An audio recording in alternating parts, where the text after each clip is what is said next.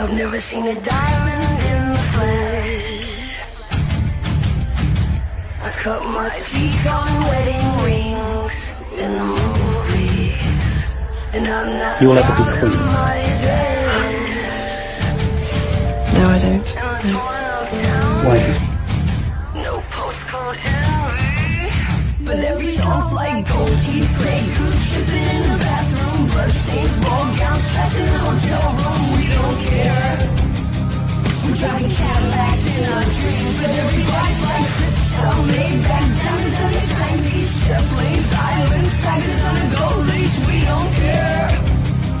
We ain't caught up in your love affair.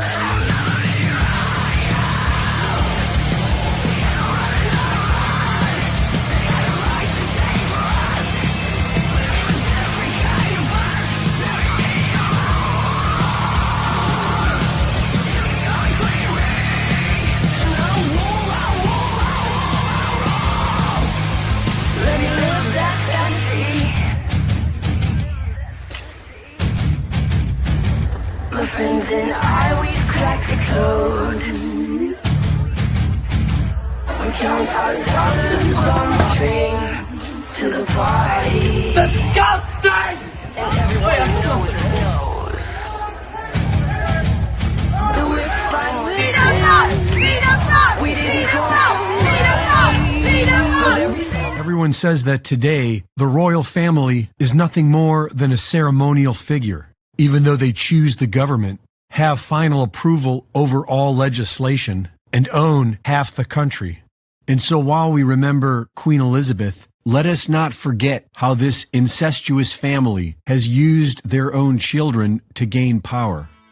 Parliamentary lawfare over trading rights between England and Scotland led to the first iteration of the United Kingdom in 1707, and created the legal groundwork for George of Hanover to be crowned King of England and Ireland in 1714. He was 55 years old, married to his first cousin, and didn't speak any English because he was from the German House of Hanover.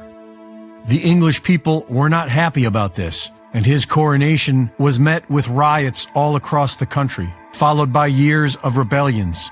His grandson, King George III, inspired the American Revolution. And when his granddaughter Victoria married her first cousin, Prince Albert, the House of Saxe-Coburg and Gotha took sway over the country. Throughout the First World War, the people of England were questioning the loyalty of the German bloodlines who ruled over them, which prompted the royal family to change their name to Windsor in 1917. 9 years later, Queen Elizabeth was born, who was initiated into the Druid Order in 1946, married Prince Philip of Nazi bloodlines in 1947, and gave birth to Charles in 1948.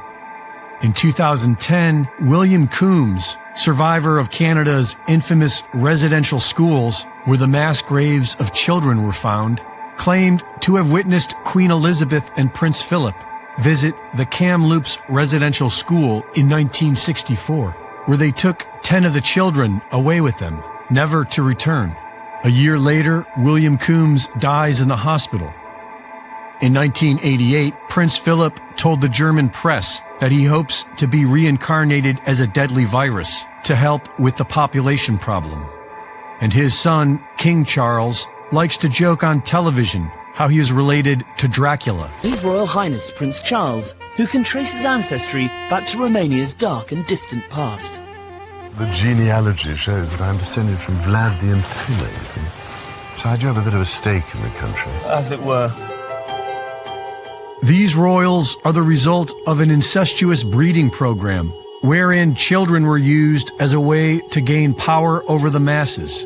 So it's no surprise that they are caught up with the likes of Jeffrey Epstein, who made a living using children to leverage power, and Jimmy Savile, who had unfettered access to rape hundreds of children inside NHS hospitals, and was a dear friend of King Charles. Along with Klaus Schwab, King Charles is a founder of the Great Reset. He's as green as Greta Thunberg, and last year he announced the need for a military-style campaign to bring the world to zero emissions. Here we need a vast military-style campaign to marshal the strength of the global private sector. With trillions at its disposal, far beyond global GDP, and with the greatest respect, beyond even the governments of the world's leaders, it offers the only real prospect of achieving fundamental economic transition. So, how do we do it? We know how they'll do it. By cutting off Europe's fuel